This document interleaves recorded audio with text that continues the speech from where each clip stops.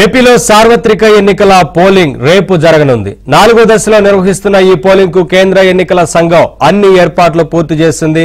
రాష్ట్రంలో 25 parliament 175 assembly నియోజకవర్గాలకు polling నిర్వహించనున్నారు. ఈ ఎన్నికల్లో 4,14,00,000 మందికి పైగా ఓటర్లు తమ ఓటు హక్కును వినియోగించుకోనున్నారు. పోలింగ్ ను ప్రశాంత వాతావరణంలో నిర్వహించేలా ఏర్పాట్లు చేసినట్లు రాష్ట్ర ఎన్నికల ప్రధానాధికారి ముఖేష్ కుమార్ మీనా వెల్లడించారు.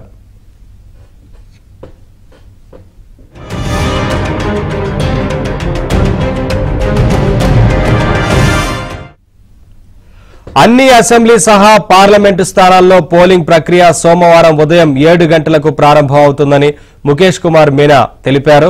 169 స్థానాల్లో సాయంత్రం 6 గంటల వరకు, అరకు, పాడేరు, రంపచోడవరం నియోజకవర్గాల్లో సాయంత్రం 4 గంటల వరకు, పాలకొండ, కురుపాం, సాలూరు నియోజకవర్గాల్లో సాయంత్రం 5 గంటల వరకు పోలింగ్ జరుగుతుందని వివరించారు.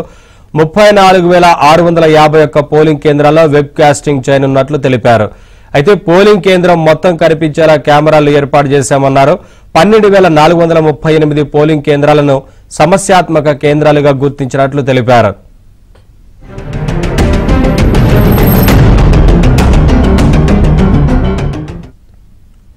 పద్నాలుగు నియోజకవర్గాల్లో 100% వెబ్ కాస్టింగ్ నిర్వహించనున్నట్లు మీనా వెల్లడించారు.